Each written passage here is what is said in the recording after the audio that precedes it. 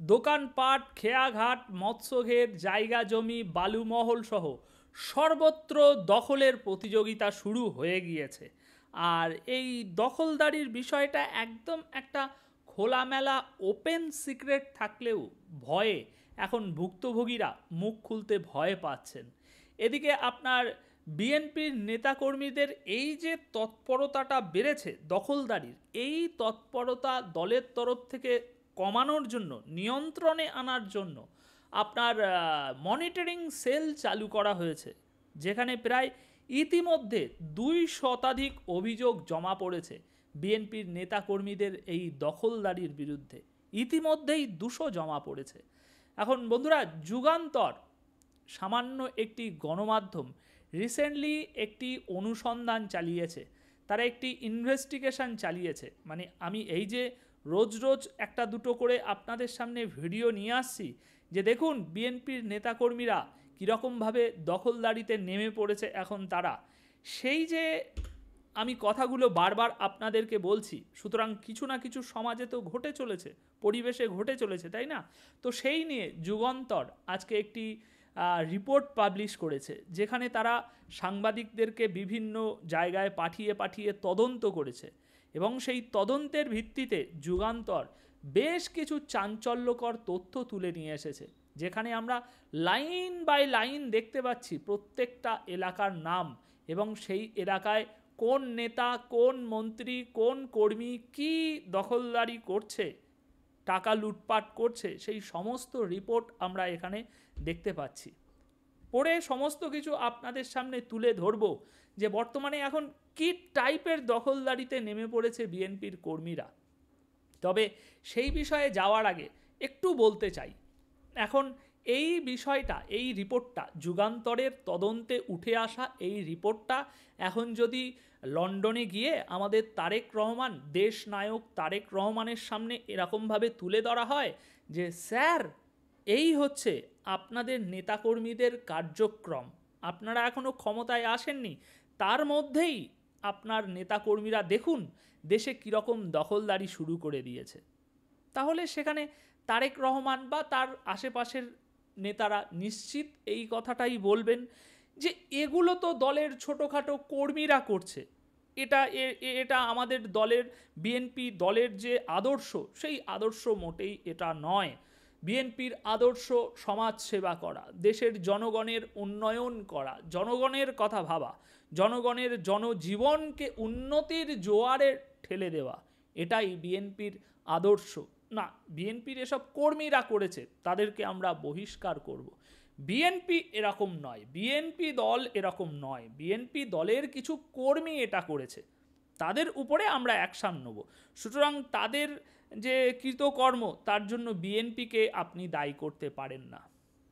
তাদের দিক থেকে এরকমই কিছু জবাব আসবে, এবং তারা এরকমই জবাব দিচ্ছে। এই ঘটনাগুলো যখন ধরা পড়ছে তখন উচ্চ পর্যায়ের বিএনপির যে নেতারা আছে তারা এরকমই বক্তব্য দিচ্ছে। তো সেই জন্যই আমি আপনাদের সামনে বললাম যে আমাদের দেশ নায়কও হয়তো এরকম কিছুই বলবেন। তাহলে এখানে একটা ন্যায্য প্রশ্ন তো এবার উঠতেই পারে, তাই না?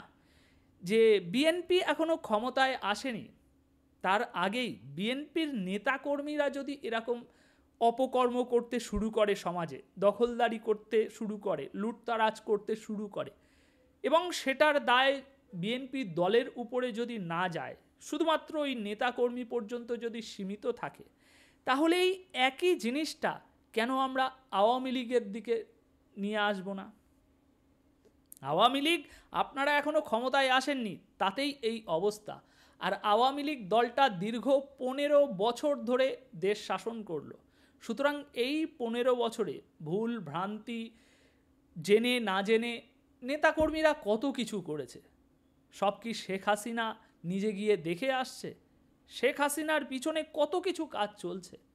তাহলে সেই সমস্ত নেতাকর্মীদের দায়ভার কেন আওয়ামী লীগকেই বয়ে বেড়াতে হয়? কেন শেখ হাসিনার উপরেই চাপিয়ে দেওয়া হয়? আওয়ামী লীগের কোনো একটা কর্মী যদি কোনো একটা খারাপ কাজ করে, সাথে সাথে সেটা কেন আওয়ামী লীগের ট্যাগ লাগিয়ে দেওয়া হয়? যদি সেটাই ন্যায্য হয়, তাহলে আজকে আপনাদের এই নেতাকর্মীরা যে অপকর্মগুলো করছে, এর দায়ভারও বিএনপি দলকে নিতে হবে। তো অনেক কথা তো হলো, এবার আসুন বিএনপির এই নেতা কর্মীদের অপতৎপরতা, দখলদারি এবং লুটতারাজের কিছু লিস্ট আমি আপনাদের সামনে তুলে ধরি, যা যুগান্তরের তদন্তে উঠে এসেছে। লিস্টটা শুধু একটু খতিয়ে দেখে নিন, আপনারও তাক লেগে যাবে। বন্ধুরা, যুগান্তর বলছে যে যুগান্তরের অনুসন্ধানে একাধিক দখলের বিষয়ে খোঁজ নিলে ভুক্তভোগীরা সরাসরি বিএনপির নেতাকর্মীদের নির্দেশনায় দখলের বিষয়ে অভিযোগ করেছেন। আসুন এবার দখলের লিস্টটা শুধু একটু দেখুন, অনেক লম্বা, একটু ধৈর্য ধরে বসুন, আজকের এই ভিডিওটা একটু দেখে যান। মহানগরীর খান জাহান আলী থানা এলাকার শিরোমণি বিআইডব্লিউটিএ সার গুদামের ঘাট ইজারার টেন্ডার জমা দেওয়ার সময় খুলনা জেলা প্রশাসক কার্যালয়ে থানা বিএনপির সাবেক আহ্বায়ক কাজী মিজানুর রহমানের লোকজন গিয়ে বাধা দিয়েছেন। মানে সার গুদামে যে ঘাট ইজারা দেওয়া হচ্ছিল সেখানে বাধা দিয়ে সেটা দখল করে নেওয়া হয়েছে। পরবর্তী, নগরীর 21 নম্বর ওয়ার্ডের একটি ঘাট সাবেক এক আওয়ামী লীগ নেতার কাছ থেকে লিখে নিয়েছেন স্থানীয় বিএনপির এক নেতা। এদিকে নগরীর রেলওয়ে মার্কেটের ভিতর ডাক্তার বাড়ি নামে খ্যাত পুরাতন একটি ভবন দখলের অভিযোগ উঠেছে বিএনপি নেতার বিরুদ্ধে। এদিকে খুলনার সোনাডাঙ্গা বাস টার্মিনাল জেলা বাস মিনিবাস কার্যালয় দখল করে খুলনা বিভাগীয় বাস মিনিবাস মালিক সমিতি নামে পরিচালিত হচ্ছে। সংগঠনের নেতৃত্বে রয়েছেন বিএনপি সমর্থকরা। এছাড়া Rupsa Bagerhat bus minibus coach ও মাইক্রোবাস মালিক সমিতি কার্যালয়টি এখন চালাচ্ছেন রূপসা উপজেলার নেতারা। এছাড়া ঘাট দখল সহ ঠিকাদারি কাজে বাধা দেওয়ার অভিযোগ রয়েছে খালিশপুর থানা বিএনপির এক নেতার বিরুদ্ধে। পরবর্তী, পাইকগাছা উপজেলার কপিলমুনি বাজারে শতাধিক দোকানপাট ভাঙচুর ও লুটপাটের অভিযোগ উঠেছে জেলা বিএনপির সাবেক সদস্য হোসেন ডাবলুর বিরুদ্ধে। পরবর্তী, গত 10ই জানুয়ারি উপজেলার বোয়ালিয়া ব্রিজের কাছে হিতামপুর মৌজিয়ায় প্রায় 50 বিঘা ঘের দখলের অভিযোগ মিলেছে পৌরসভা বিএনপির সাধারণ সম্পাদক মোস্তাফা মোড়লের বিরুদ্ধে।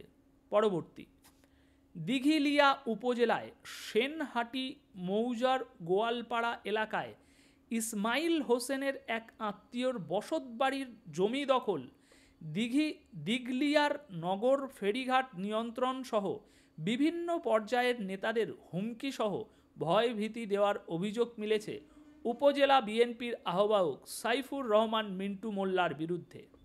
ফেরিঘাট নিয়ে মারামারি ঘটনায়ও তার বিরুদ্ধে মামলা রয়েছে। পরবর্তী, লিস্ট অনেক লম্বা, দাঁড়ান।